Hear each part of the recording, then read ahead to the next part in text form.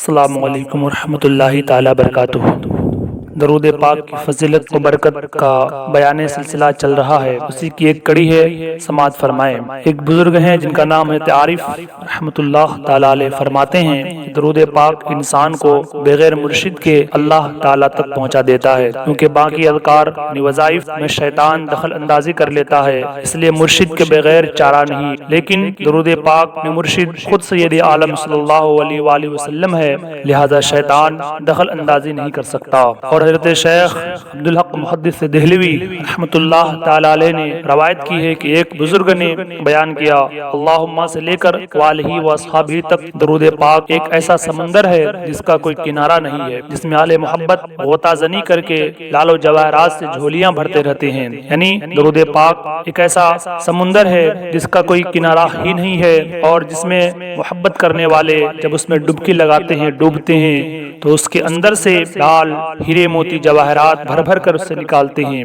اور اس دریائے رحمت میں جس قدر زیادہ گہرائی میں جائے گا اتنی ہی دولت روحانیت حاصل ہوگی۔ یعنی درود پاک جتنی زیادہ کثرت سے وہ پڑھتا جائے گا اتنی ہی زیادہ اس کو روحانیت کی دولت حاصل ہوتی جائے گی۔ حضرت امام سخاوی رحمۃ اللہ تعالی علیہ نقل کرتے ہیں کہ امام سمرقندی رحمۃ اللہ تعالی علیہ فرماتے ہیں کہ میں نے حضرت خضر حضرت الیاس علی نبینا علیہ السلام سے سنا کہ فرماتے تھے کہ ہم نے رسول اللہ صلی اللہ علیہ وآلہ وسلم سے سنا، جو مومن صلی علی محمد صلی اللہ علی محمد کہے گا لوگ اسے دوست رکھیں گے، اگرچہ وہ اس سے بغض رکھتے ہوں، دشمنی رکھتے ہوں، اور اللہ کی قسم لوگ اسے دوست نہیں رکھیں گے جب تک اللہ تعالیٰ اسے دوست نہ رکھے۔ اور ہم نے رسول اللہ صلی اللہ علیہ وآلہ وسلم کو منبر پر یہ کہتے ہوئے سنا کہ جس شخص نے صلی اللہ علی محمد کہا اس نے اپنے نفس پر رحمت کے 70 دروازے کھولے۔ نبی کریم صلی اللہ علیہ وآلہ وسلم نے ارشاد فرمایا، جو شخص کسی مجلس میں بیٹھے، کسی مجمع میں مجلس میں بیٹھے اور کہے بسم اللہ الرحمن الرحیم وصلی اللہ علی محمد، تو حق تعالی اللہ رب العالمین ایک فرشتہ کو اس بات پر مقرر کر دیتا ہے کہ وہ تم کو غیبت سے باز رکھے، اور وہ شخص جب مجلس سے اٹھے، محفل سے اٹھ کر جائے تو کہے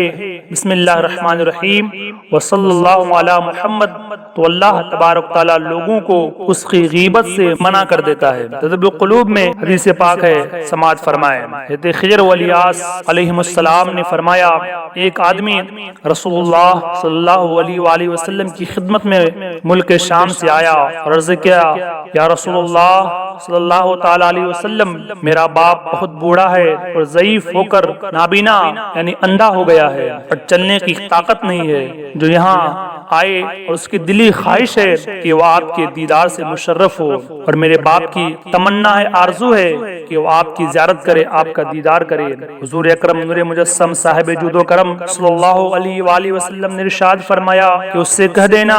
کہ رات کو ایک ہفتہ تک صلی اللہ علی محمد کہا کرے، ہمیں خواب میں دیکھ لے گا، اور کہنا کہ مجھ سے اس حدیث کو روایت کرے۔ اس نے ایسا ہی کیا، اور حضور اکرم صلی اللہ علیہ وآلہ وسلم کو خواب میں دیکھا، رسول اللہ صلی اللہ علیہ وسلم کی زیارت نصیب ہوئی۔ تو اگر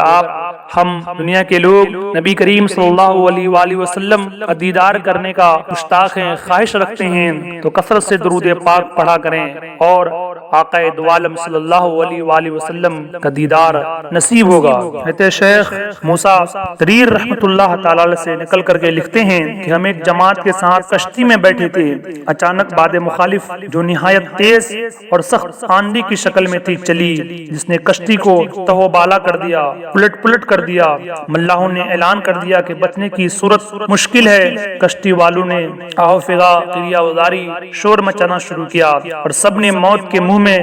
جانے کی تیاری شروع کر دی۔ شیخ فرماتے ہیں کہ مجھے اسی درمیان نیند آ گئی، خواب میں سرکار دو عالم نور مجسم صاحب جود و کرم صلی اللہ علیہ وآلہ وسلم کی زیارت کا شرف حاصل ہوا، اور مجھے فرمایا کہ ابو موسیٰ کشتی والوں سے کہیے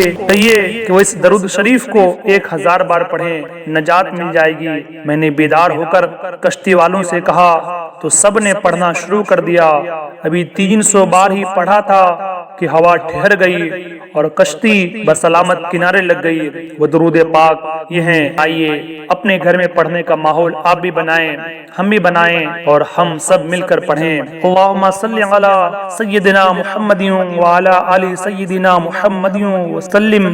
صلاۃ تنجینا بہا من جمیل الاحوال والآفات وتقضی لنا بہا جمیل حاجات وتطہرنا بہا من جمیع السیئات وترفعنا بہا عندک علی الدرجات وتبلغنا بہا اقصى الغایات من جمیع الخیرات فی الحیات وبعد الممات۔ روح البیان۔